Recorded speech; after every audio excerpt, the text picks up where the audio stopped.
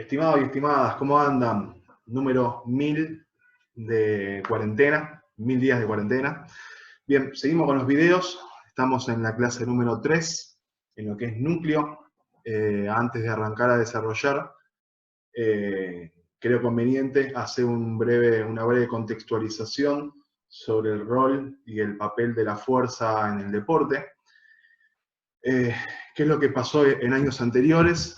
En décadas, qué es lo que pasaba, cuál era la visión que tenía la gente con la preparación física, cuál es la visión actual, por qué o para qué sirve trabajar la fuerza, por qué creemos nosotros que es importante. Comenzando con una contextualización. Últimamente, en los últimos años se produjo lo que es un cambio de paradigma en lo que es el concepto de entrenamiento de la fuerza en el deporte. Actualmente se tomaban frases que hoy en día lamentablemente se siguen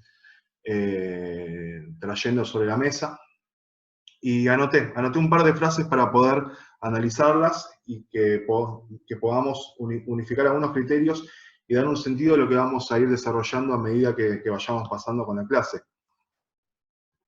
Entonces, una concepción antigua, se decía que la fuerza te pone lento.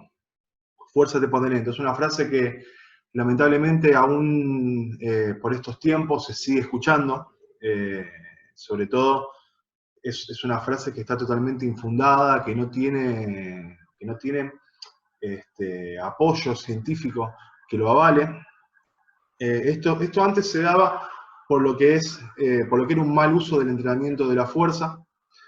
En épocas anteriores se les daba o se centraba el trabajo sobre trabajos de tipo culturista, esto favorecido por las antiguas revistas de culturismo que proponían metodologías y sistemas de trabajo, donde por un lado se le daba ese tipo de metodología y por otro lado se ahondaba sobre una sobrevaloración de la fatiga y de la resistencia. Por lo tanto, se terminaba favoreciendo lo que era el reclutamiento de las fibras lentas por sobre las fibras rápidas, y con la mala consecuencia que trae sobre deportes que son más bien de potencia o que requieren de altos niveles de desarrollo de la fuerza, y sobre todo a altas velocidades o en tiempos muy cortos. Justamente estos métodos culturistas eran más bien metabólicos, de intensidad medianas a largas, con una alta acumulación de lactatos, y esto sin duda traía una interferencia sobre el gesto deportivo, con lo cual efectivamente la fuerza o ese tipo de trabajo de la fuerza hacía que los deportistas o las deportistas se pongan lentos, pero no significa que ese era el trabajo efectivo o el trabajo bien hecho, sino que estaba mal hecho. Por otro lado, también otra frase que tomé es: la fuerza impide el crecimiento. Totalmente infundado también. Se basaba en un estudio con chicos donde trabajaba en un puerto sin ningún tipo de dosificación, tenían que cargar bolsas, y tomaron ese estudio como base para determinar que la fuerza impide el crecimiento. Esto también potenciado sobre pensamientos de algunos pediatras y algunos médicos que recomendaban a los padres que los chicos no hagan hasta no tener 17 años, porque no tenían desarrollado su sistema hormonal. Nosotros sabemos que el entrenamiento de la fuerza va más allá del desarrollo hormonal, sino que hay cuestiones neurales, cuestiones de coordinación y de aprendizaje motriz, de control motor, que hace que los primeros inicios o las primeras modificaciones o beneficios de la fuerza se dan por mejora de la coordinación intermuscular, o sea, la coordinación entre músculos, y el correcto reclutamiento o el correcto accionar de cada músculo en particular. Entonces, al desarrollarse o al empezar a entrenar la fuerza a una edad tan avanzada como los 17 años, hace que se termine trabajando sobre un periodo que tiene que ser más bien extenso, sobre un periodo muy acotado, con volúmenes muy altos, y esto hace actualmente que los trabajos de fuerza no tengan el proceso que se merece, ¿sí? Que es de varios años y que trae sus beneficios principales a largo plazo. Y si se arranca a la edad de 16, 17 años, esto no es favorecido, ¿sí? Bien. ¿Qué más? Bien, otra frase es que la fuerza lesiona. Otra frase que está tomada sobre todo por padres que tienen temor al entrenamiento con sobrecarga, al entrenamiento de la fuerza.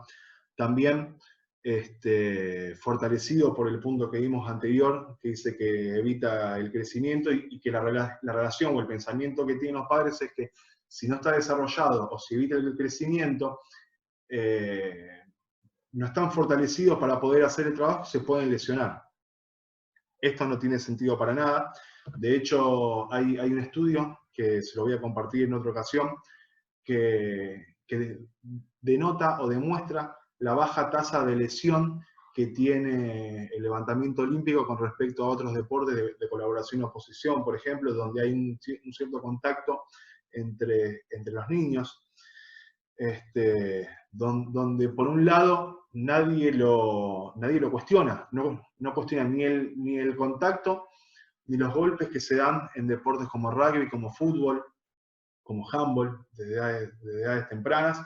Nadie cuestiona el desfasaje entre las edades biológicas y las edades cronológicas, que hace que un chico pueda tener 10 años, que dos chicos puedan tener 10 años, pero uno madurativamente esté mucho más avanzado que otro. Me cito a mí mismo.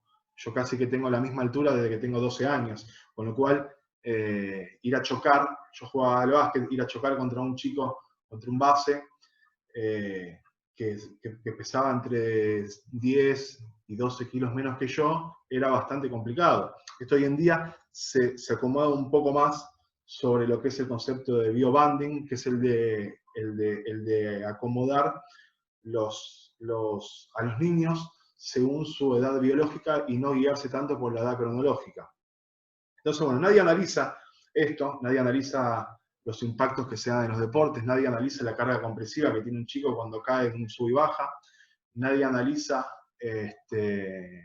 lo que es el torque rotacional o la capacidad de rotación que tiene sobre el tronco, una mochila pesada que hace que un chico se vaya hacia atrás, cuando la carga que tiene esa mochila es excesiva.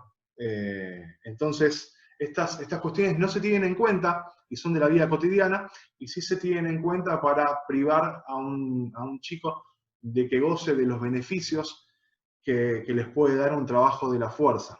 Entonces, todas estas cuestiones que se fueron dando y se siguen dando, lamentablemente, que hacen que en este país, sobre todo, sean muy evidentes en cuestiones de deportes de tiempo y marca, donde se necesita un cierto orden y un proceso a largo plazo de desarrollo de las capacidades, se note más todavía. No así quizás en deportes de colaboración y oposición, donde hay muchas más variables que se ponen en juego a la hora de jugar un partido.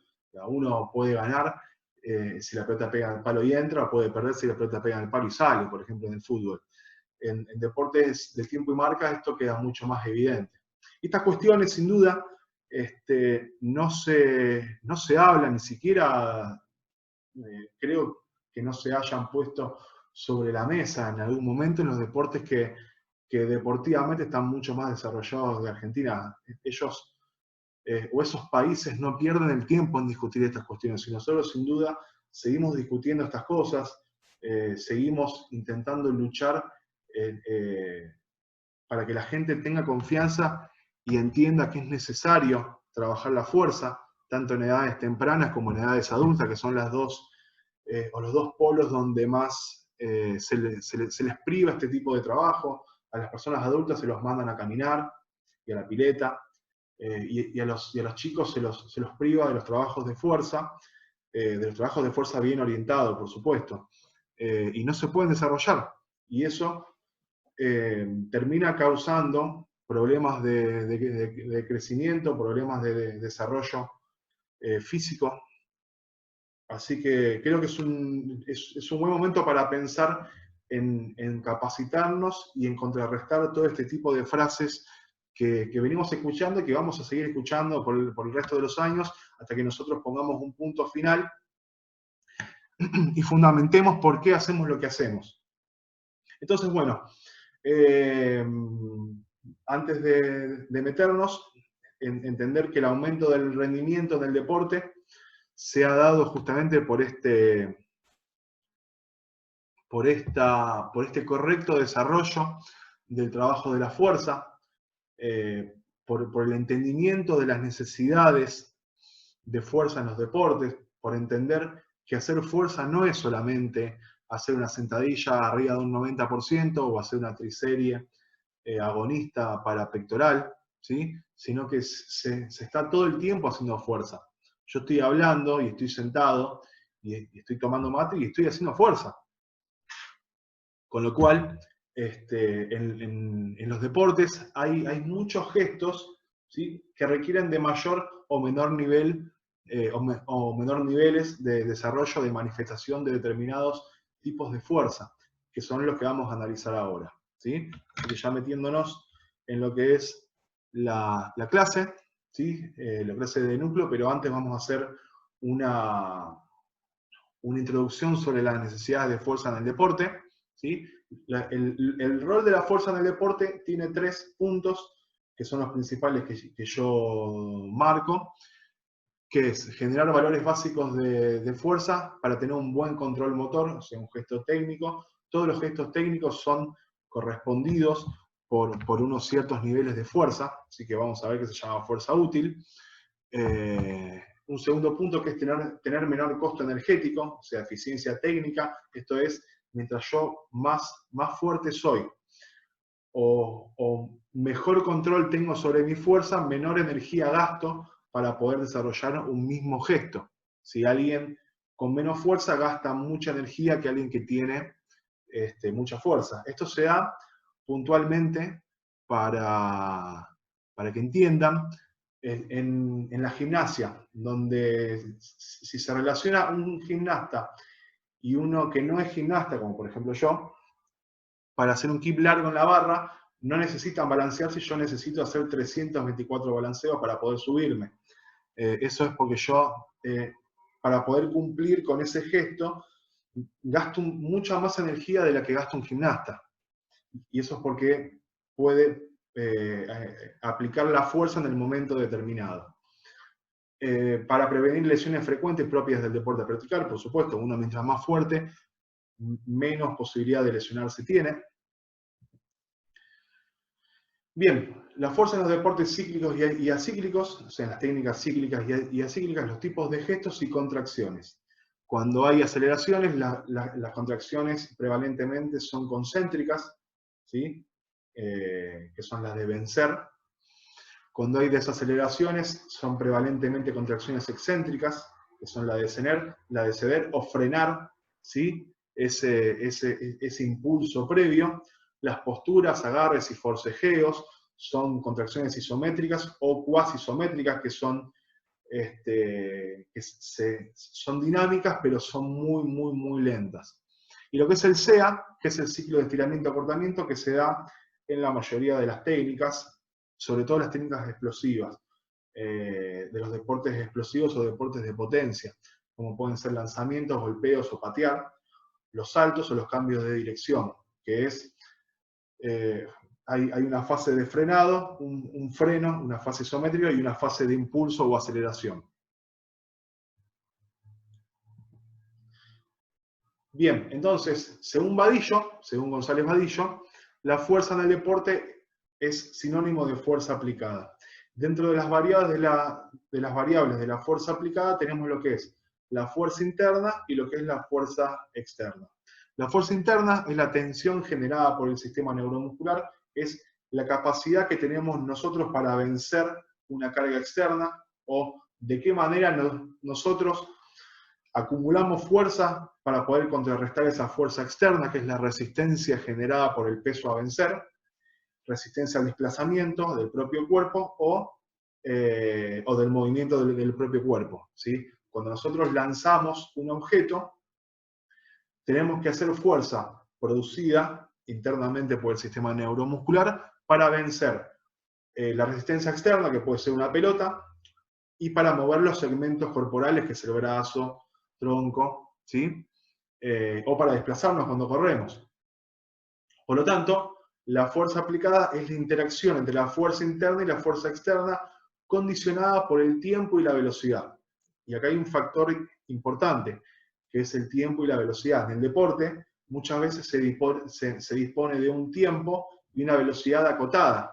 Vamos a ver que hay deportes que disponen de mayor tiempo y no es necesario que lo muevan a una velocidad tan grande. Y hay deportes donde el tiempo de aplicación es muy corto, con lo cual la velocidad tiene que ser muy, muy, muy grande. Y para eso la fuerza aplicada tiene que ser muy alta, ¿sí? Si la fuerza aplicada es alta, la velocidad externa o la manifestación externa de esa fuerza aplicada es mayor o es muy veloz. Entonces, cuanto más tiempo tenga el deportista para aplicar fuerza, más fuerza va a poder aplicar. Si yo dispongo de mucho tiempo, tengo más tiempo para poder juntar, ¿sí? Reclutar, si nos metemos en lo que es la fisiología, y poder aplicar más fuerza. Pero a medida que aumenta el rendimiento y el nivel deportivo, se dispone de menos tiempo. Esto es que se aumenta lo que es la velocidad de ejecución por ese aumento de esa dificultad, con lo cual la velocidad tiene que ser mayor. Claramente se ve que los deportes donde el nivel es mayor, la velocidad de juego es mucho más dinámica, es mucho mayor, con lo cual se dispone de menos tiempo para poder aplicar fuerza. A diferencia de los niveles menores, donde la velocidad de juego es visiblemente menor. Y de eso desprende lo que es la fuerza útil, que es la fuerza en el tiempo y en la velocidad que tenemos disponibles en competición para realizar un gesto técnico en un deporte específico. ¿Sí? Bien, fuerza explosiva, que es la tasa de desarrollo o la tasa de manifestación de la fuerza, así lo nombra Badillo. Creo que antes de empezar a hablar todo esto, la clave, lo que tienen que entender es que la velocidad tiene que ser voluntariamente o conscientemente máxima. Si no, no estamos hablando de fuerza explosiva. Siempre y cuando la intención o la voluntad del deportista o la deportista es de mover la carga lo más rápido posible, se va a poder determinar que es fuerza explosiva. Entonces, vamos a entender que la fuerza explosiva no es solamente cargas bajas, no está referida solamente a la velocidad externa, ¿sí? o a la imagen que tiene una persona de afuera cuando mira una ejecución, sino que tiene que ver con la sensación propia del deportista de mover la carga lo más rápido posible, ¿sí? Esa es la clave de este asunto. Si la velocidad no es máxima, no es conscientemente máxima, no es voluntariamente máxima, no estamos hablando de fuerza explosiva. Entonces, si a medida que tenemos mayor nivel de rendimiento, disponemos de menos tiempo para aplicar fuerza, nuestro principal objetivo a conseguir en el entrenamiento es producir la mayor fuerza voluntaria posible en el menor tiempo posible. O poder moverlo lo más rápido posible. Vamos a ver que las mejoras en la curva de fuerza-tiempo tienen correlación directa, ¿sí? con las mejoras en la curva de fuerza-velocidad. Es decir, que una misma carga la movemos en menos tiempo es lo mismo que decir que una misma carga la movemos más veloz, ¿sí? Vamos a ver en la curva de la izquierda cómo los efectos de los tipos de carga que vamos a utilizar nos van a dar resultados de manera distinta. Acuérdense, les recuerdo, que siempre se mueva a la mayor velocidad. No es que las cargas ligeras las movemos más despacio, ¿sí? sino que siempre se intenta mover a la máxima velocidad posible. Entonces, en la línea roja, que es el efecto de cargas ligeras, vamos a ver que el techo es menor, o sea, tenemos menos posibilidad de aplicar mucha fuerza, pero vamos a poder aplicar en menor tiempo mayor cantidad de fuerza o poder manifestar una determinada cantidad de fuerza en menor tiempo con respecto a los efectos de las cargas medias y las cargas altas. Las cargas medias nos van a mejorar, nos van a empujar el techo un poco más hacia arriba, vamos a poder desarrollar un poquito más nuestro pico máximo de fuerza y vamos a mejorar lo que es la tasa de desarrollo, vamos a poder manifestar más fuerza en menos tiempo que si utilizábamos cargas altas, ¿sí? Si disponiéramos de menos tiempo, sería mucho más efectivo que el trabajo de cargas altas. Mientras que el trabajo de carga alta corre la curva un poco hacia la derecha, como pueden ver, está acá, la que está arriba de todo, está medio en gris. Vamos a empujar más el techo hacia arriba, tenemos mayor capacidad de desarrollar nuestro pico máximo de fuerza, podemos desarrollar más fuerza, pero tendríamos que disponer de más tiempo que de los otros dos tipos de cargas. Yo recomiendo trabajar todos los tipos de cargas. Cargas altas, cargas medias y cargas bajas. Todas hacen que su conjunción mejore lo que es el gesto específico. Y después lo vamos a ver más específicamente. En la curva de la derecha hay una comparación, una comparativa entre tres curvas distintas que corresponden a deportistas con características distintas. Tenemos levantadores, que es el grupo A, el grupo B son velocistas y el grupo B son fondistas. Simplemente lo que vamos a ver es la relación de los tres valores de fuerza en función de los tiempos que tienen. Cuando estamos en 200 milisegundos, los velocistas pueden desarrollar más fuerza que los fondistas y los levantadores y lanzadores, porque tienen esa capacidad. Cuando nos corremos en 300 milisegundos, la relación es igual. Ya para los fondistas decaen mucho los valores de fuerza, porque ellos trabajan sobre intensidades bajas con tiempos más prolongados, no están preparados para desarrollar mucha fuerza en menos tiempo, pero el detalle se ve cuando llegamos a los 400 milisegundos, que se ve que hay un cambio de posición, donde los levantadores y lanzadores toman la posta y desarrollan mayores niveles de fuerza de lo que tienen los velocistas. Esta diferencia es que los velocistas tienen muy poco tiempo para desarrollar fuerza, ¿sí? Mientras que un levantador, por ejemplo, desde que despega la barra del piso, puede tardar todo el tiempo que quiera en terminar el ejercicio, ¿sí? El tiempo corre cuando llama al levantador, levantadora, cuando se posiciona, inicia el ejercicio, o sea, despega la barra del piso y después puede tardar todo el tiempo que quiera, con lo cual tiene todo el tiempo disponible para poder desarrollar su fuerza, cosa que no pasa en casi ningún deporte, sino que están determinados por el tiempo disponible que les da el juego o el tiempo que les da el reglamento. Bien, la fuerza-potencia, ¿sí? Que tiene que ver con la fuerza en función de la velocidad. En función del aumento de rendimiento a nivel, se dispone de menos tiempo para aplicar fuerza, esto es fuerza explosiva, ¿sí? Por lo tanto, se debe aumentar la velocidad de movimiento, o sea, la fuerza-potencia. Y esta fuerza-potencia se traduce en lo que es la curva de fuerza-velocidad, ¿sí?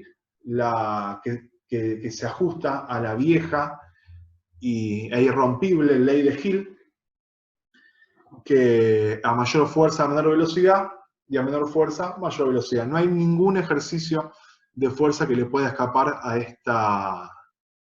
esta ley, ¿sí?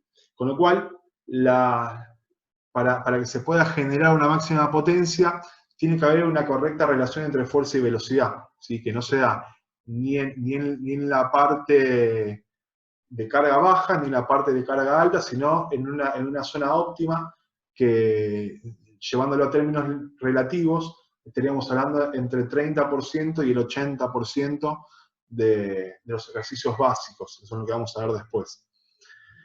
Bien, toda mejora en esta curva se traduce con la curva corriéndose hacia la izquierda, ¿sí?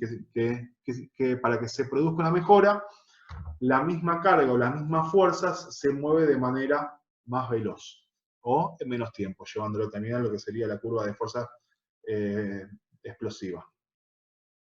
Bien, entonces, ya metiéndonos en lo que es el tema principal, que es el núcleo, ¿sí? Ningún gesto sería posible de realizarse si no hay una correcta conexión o un correcto pasaje entre los hemisferios inferiores y hemisferios superiores, ¿sí? Digamos que el núcleo hace como de transportador de energía. Si el núcleo no hiciera su trabajo, los gestos no serían tan eficientes, no serían tan efectivos. Y vamos a aclarar cuáles son los músculos que intervienen en lo que es el núcleo, que no es solamente el transverso y el recto del abdomen, sino que en la cara anterior tenemos el recto, los oblicuos internos y externos, el transverso, los aductores, ¿sí?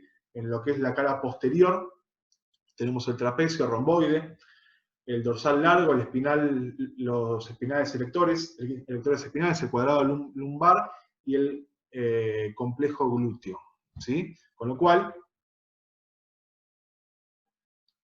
la idea de que el núcleo se tiene que trabajar puntualmente con trabajos de abdominal, queda desmitificada, ¿sí? Bien, algunas consideraciones antes de seguir avanzando. Lo que se conoce generalmente como entrenamiento abdominal, con ejercicios de flexión de tronco, esto es el tipo de ejercicio de crunch, o flexo-extensión de cadera, esto es cuando levantamos las piernas y bajamos las piernas extendidas, no es entrenamiento de core o núcleo. Si nos apoyamos en lo que vimos en la clase anterior del continuo de movilidad y estabilidad, el núcleo tiene un rol estabilizador. Específicamente evita el movimiento, no lo genera o lo produce. Entonces, cuando trabajamos núcleo, estamos evitando el movimiento, no lo estamos generando. Por lo tanto, no están incluidos dentro de los trabajos de núcleo los típicos trabajos de flexo-extensión de tronco, ¿sí? O los ejercicios típicos crunch o abdominales cortos, como comúnmente se les nombra.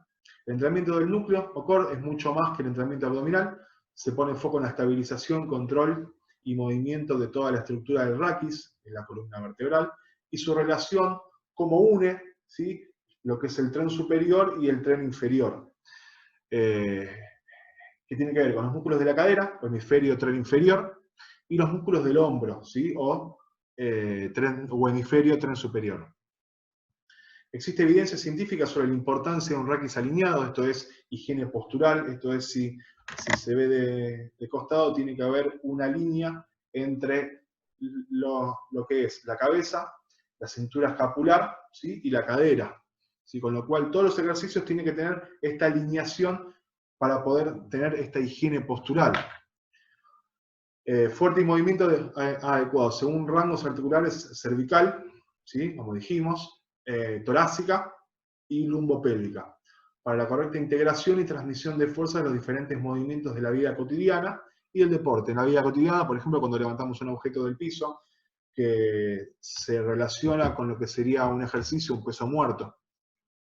Por eso se le puede llamar funcional a un movimiento de la vida cotidiana, ¿sí? O trazar un paralelismo entre lo que es un peso muerto y el levantar un elemento desde el piso. Esto siempre y cuando posibilitado con una higiene postural. Entrenamiento del núcleo, ¿sí? ¿Cómo se entrena el núcleo? Es un fortalecimiento y estabilidad raquídea, o sea, tiene que fortalecer y estabilizar lo que es la columna. Forma parte del centro de la cadena cinética de movimiento, generando una integración, o sea, une, como dijimos antes, el tronco, ¿sí? Y las extremidades superiores e inferiores. Digamos que ensambla lo que es el tren superior, ¿sí?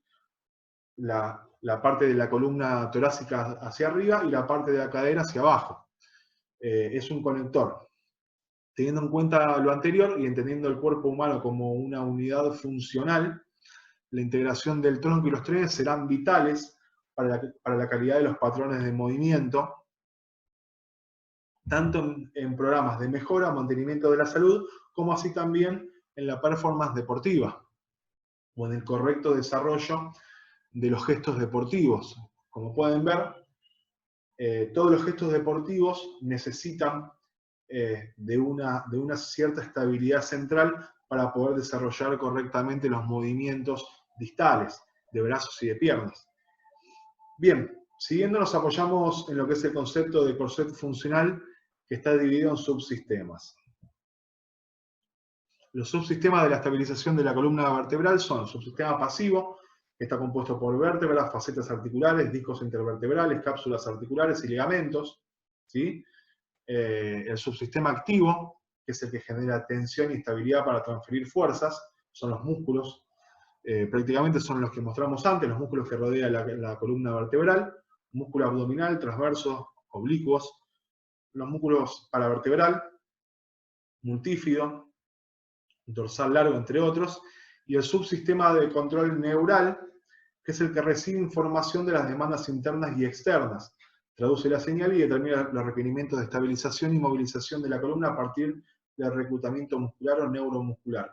En este punto me voy a apoyar en el libro Mecánico de la Espalda de McGill, que enseña a las personas a interpretar y a entender según qué tipo de exigencia de trabajo externo, ¿sí?, le va a demandar al cuerpo un determinado tipo de contracción. Si la carga es muy pesada, se tiene que estabilizar mucho más el tronco. Si la carga es muy ligera, no es necesario que el tronco se estabilice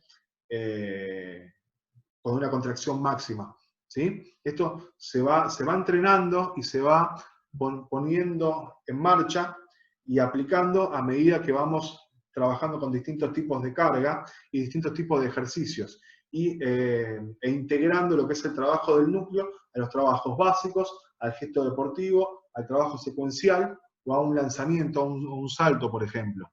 ¿Sí? Es dar un sentido a lo que hacemos en el trabajo del núcleo y tratar de trasladarlo o aplicarlo al gesto específico. Bien, dentro de la estabilidad del núcleo tenemos, como nombramos, son todos eslabones o cadenas que se unen, ¿sí? Acá hay uno que no nombramos, que es el diafragma, que es un músculo respirador, ¿sí?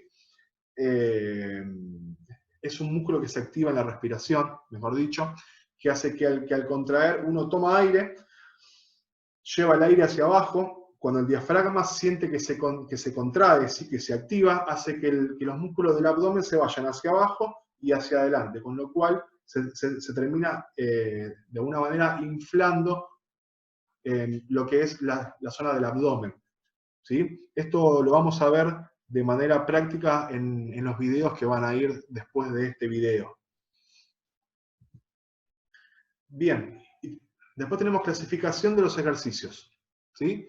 Entonces, como dijimos antes, dentro del continuo de movilidad y estabilidad, el núcleo no produce movimiento, sino que lo evita, con lo cual le va a dar nombre a los ejercicios según el movimiento que queremos evitar. Entonces, tenemos antiextensión, que se da, por ejemplo, en la plancha, o puente prono, si esto es boca abajo. Para que entiendan, sencillamente, ¿qué es lo que se evita? Es la acción que se evita si nosotros nos relajamos. Imagínense que están boca abajo apoyados sobre los antebrazos, la cadera está en el aire, ¿sí? Si uno se relaja, la cadera tiende a caerse, o sea, tiende a llevarse hacia abajo. Con lo cual, el tronco se hiperextiende, ¿sí? Se produce una hiperextensión o una extensión. Entonces, cuando uno hace plancha boca abajo, plancha prono, lo que se evita es la extensión, por eso el nombre antiextensión. Mediante la contracción o activación del núcleo evitamos que el tronco se caiga y colapse de manera de extensión. Cuando lo ponemos de costado, se produce una antiflexión lateral, o también conocida como antiinclinación. Esto se da en las planchas o puentes laterales, donde se tiene una mayor activación del oblicuo, de los oblicuos laterales de costado.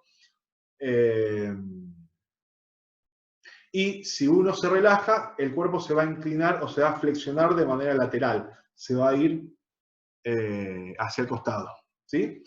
Después, lo que es antirrotación son ejercicios para controlar o prevenir la rotación, la estabilidad. Esto es, o viene en contraposición a unos viejos ejercicios, por ejemplo, como el twist soviético, donde la cadera estaba quieta y el tronco era lo que generaba el movimiento. Hoy en día se entiende que la rotación la produce la cadera y la columna torácica. Y el tronco evita esa torsión para no lastimar lo que son las vértebras, ¿sí? Entonces, se produce movimiento, ¿sí? Movimiento rotacional, y el cuerpo tiene que tratar de evitarlo. Imagínense tomar un elástico que nos esté tirando de costado y nosotros estamos fijando y evitando esa rotación, ¿sí? Bien, y lo que es la antiflexión, que es la plancha o puente supino, que esto es boca arriba, se levanta la cadera, ¿sí? Y se sostiene. Imagínense que si uno está acostado boca arriba con la cadera levantada, y cuando se relaja, se produce una flexión de cadera, ¿sí? Es como si nos sentáramos. Entonces, por eso se llama antiflexión, ¿sí? Si bien cada anti tiene una acción bien específica que se evita, se sobreactivan o se activan un poquito más algunas caras del tronco en particular. Si hablamos de antiextensión, se sobreactiva lo que son los músculos anteriores, ¿sí? Los del abdomen. Si estamos hablando de los antiflexores, además de activarse todos, se activan un poquito más los que son los oblicuos. Si hablamos de antirrotación, los músculos antirrotadores, ¿sí? Y la antiflexión, toda la cara posterior del tronco, ¿sí? Esto es erectores, glúteos, dentífidos, cuadrado lumbar. Son todos los músculos que están evitando principalmente que la cadera colapse en una flexión. Bien, ¿cómo integramos el núcleo a los ejercicios de fuerza? Se genera una coactivación, esto es una activación simultánea entre todos los músculos del núcleo, todos los que nombramos en el primer dibujo, ¿sí? Sumando por supuesto también el diafragma.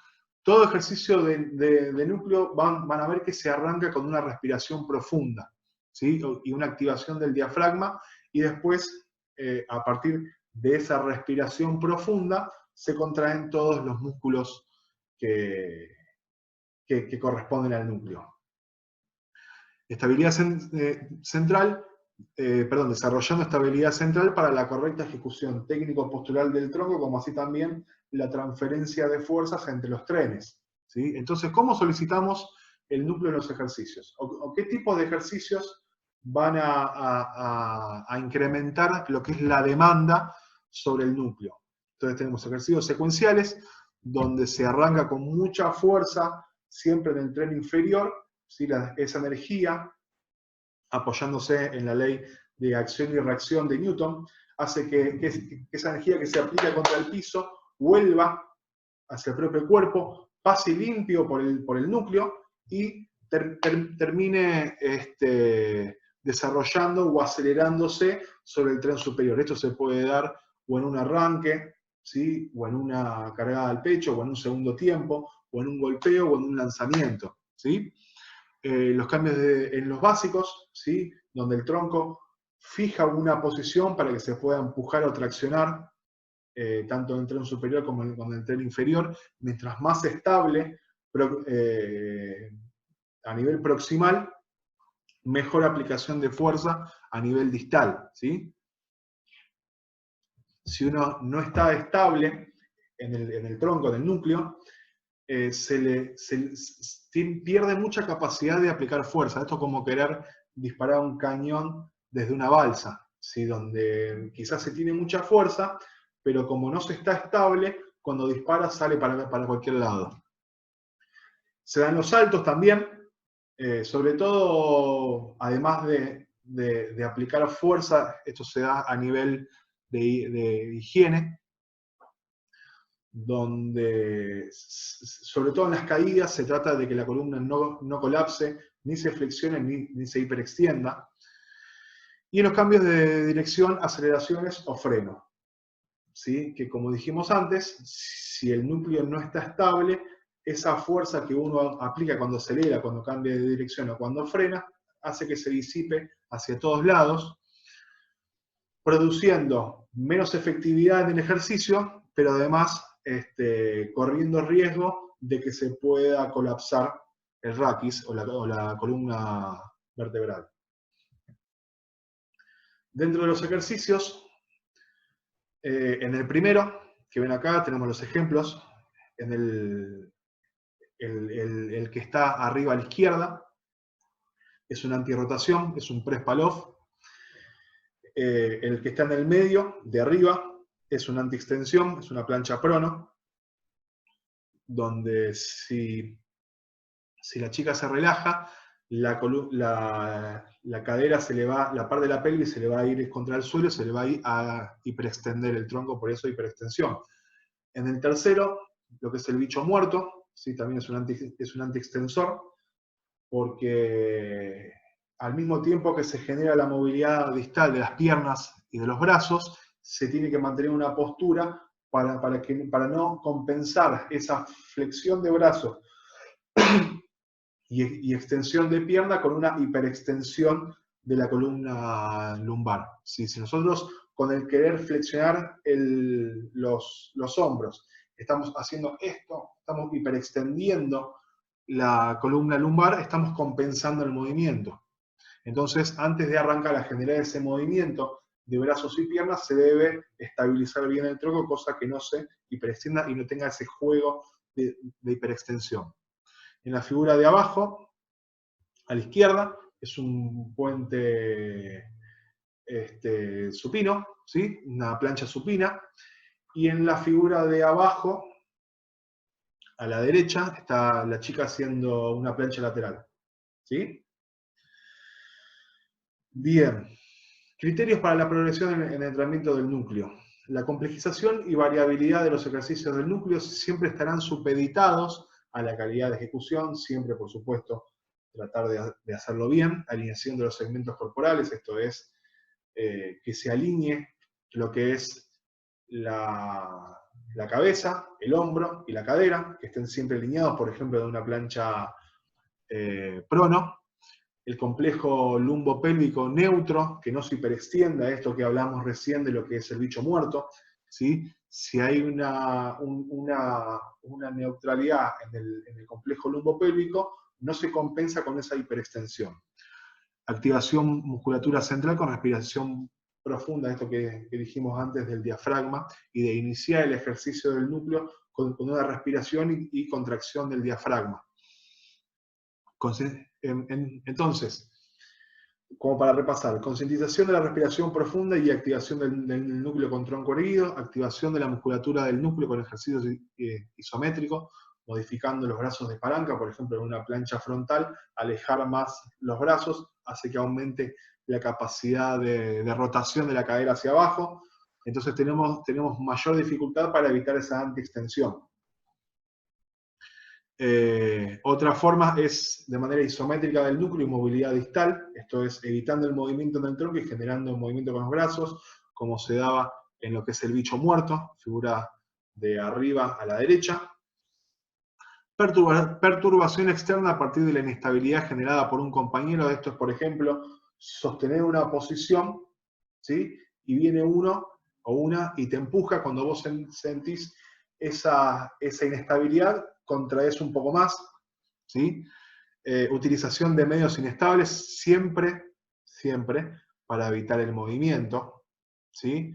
No me refiero a realizar un ejercicio arriba de un medio inestable. Esto no solo es peligroso, sino que no trae resultados o adaptaciones positivas. Esto es solamente evitar mantener una posición o un anti y sostenerlo sobre un medio inestable. Aplicación de carga externa, disco, barras, mancuerna, por ejemplo, hacer lo que sería una plancha supina con un peso sobre la ingle, por ejemplo, que aumente esa capacidad flexora o ese torque flexor sobre la columna, y nosotros tengamos que generar un poquito más de fuerza para evitarlo. Y las combinaciones, ¿sí? Pero siempre procurando hacerlo en función de los objetivos propuestos, necesidades y posibilidades motrices, siempre adecuándolo a la necesidad de cada uno. Bien, momentos donde aplicarlo. Puede ser en la entrada en calor, como activación de la musculatura del raquis, para su posterior compromiso en los ejercicios, como dijimos antes, y los patrones de movimiento. Durante el desarrollo de la sesión, como una estación de trabajo dentro de un circuito de fuerza, o como pausa activa entre series de ejercicios, también puede ser. O al final de la sesión, como finalización de la misma antes de la vuelta a la calma. Bien, criterios de dosificación durante la sesión de entrenamiento. Teniendo en cuenta los factores de la carga, por supuesto, siempre tomando como puntapié inicial lo que es el volumen, la intensidad, la densidad y la complejidad. ¿Sí? La activación, volumen, intensidad baja, media baja, con densidad media, aumentando la complejidad en el transcurso de la sesión, según el nivel del sujeto y los objetivos. ¿Sí? Esto si lo usamos como activación. Siempre se arranca de menos a más. Dentro del entrenamiento varía según el nivel, experiencia y necesidades del entrenado. Por lo tanto, si nos orientamos hacia el desarrollo de la fuerza muscular localizada, ¿sí? se trabaja de una forma. Si nos orientamos hacia el desarrollo de la resistencia muscular localizada, quizás se le da un poquito más de hincapié a lo que es el volumen o el tiempo de aplicación, se le aumenta la dificultad por el tiempo, en vez de hacer 10 segundos, hacemos 15, 20, 25, etc. Orientados al desarrollo de la fuerza, aplicación de la misma en los diferentes ejercicios de fuerza. Y esto es lo más importante, a mi entender, o lo más aplicable a lo que es en el deporte, que es la integración y el por qué hacemos esto para poder aplicarlo después a los ejercicios que queremos trabajar, ya sean básicos, secuenciales, para una posterior también transferencia o integración a lo que son las aceleraciones y gestos deportivos. Si uno intenta poder aplicar en el trabajo del núcleo o poder tomar como beneficio, poder utilizarlo después en el gesto deportivo, ¿sí? Bien, teniendo en cuenta los principios del entrenamiento, factores de la carga, por supuesto, y la necesidad del entrenado según experiencia y posibilidades de control y ejecución motriz. Entonces, como conclusiones, ya para ir cerrando. El entrenamiento del núcleo o core es mucho más abarcativo e integrador. Voy a cambiar de lado. Ahí va. Es mucho más abarcativo e integrador que el entrenamiento abdominal clásico. Ya dijimos antes que el núcleo intenta evitar el movimiento y no generarlo, como se da en los típicos ejercicios de abdomen, ¿sí? Que nos daban antes, o hiperextensión también, o espinales.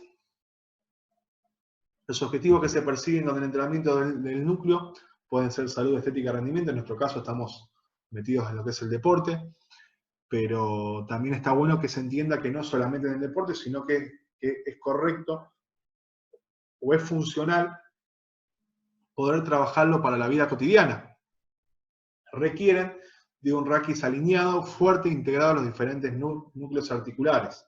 ¿Sí? Con lo cual no es que solamente nos ayuda a transferir energías en un gesto, sino que también nos ayuda a evitar lesiones en acciones cotidianas. Se debe entrenar en el núcleo con trabajos específicos para su concientización y activación, esto es, entender por qué y tomar conciencia de por qué lo estamos haciendo. No es solamente entrar en calor, o no es solamente pasar el tiempo, o no es solamente un modo de aplicar un castigo sobre un deporte o sobre un juego, ¿sí? Sino que con esto nosotros queremos mejorar la calidad de vida, por un lado, ¿sí? Principalmente, y además intentar transferirlo positivamente sobre un gesto deportivo. Bien, para luego, durante la realización de los ejercicios básicos o secuenciales de fuerza, integrarlo, como dijimos, en la transmisión de fuerza y calidad técnico-postural de los mismos. Hay una tendencia muy fuerte, como toda moda, al sobreentrenamiento del núcleo. El mismo se debe regir por los factores de la carga en cuanto a su dosificación y a principios del entrenamiento biológicos y pedagógicos en su aplicación. Esto es, no sobreentrenar el núcleo, ¿sí? Principalmente todos los músculos que abarcan el núcleo son músculos posturales, son músculos que tienen mucho aguante, mucha resistencia, entonces quizás algunas veces es un poco tentador sobreexigir esa resistencia que ya tiene todo ese complejo, ¿sí? Teniendo en cuenta como punto de partida el principio de individualidad del entrenamiento según necesidades, posibilidades, experiencias previas, etc., se establecerán los objetivos y medios acordes para provocar adaptaciones óptimas. Siempre uno trata de que la adaptación sea positiva, pero para eso hay que apoyarse en la evidencia científica, en el criterio y en el sentido común. Hacia la calidad de ejecución, por supuesto. Siempre queriendo que el ejercicio esté bien hecho, o intentando que el ejercicio esté bien hecho y no para pasar el tiempo. Bien, entonces, como para ir cerrando, espero que les haya gustado. Se hizo un poquito extenso, pero creo que hay cuestiones que teníamos que abordar. Hay cuestiones que eran importantes trabajar y desarrollar. Así que bueno, les mando un abrazo grande, espero que estén bien y nos estamos viendo, ¿sí? Chau, chau.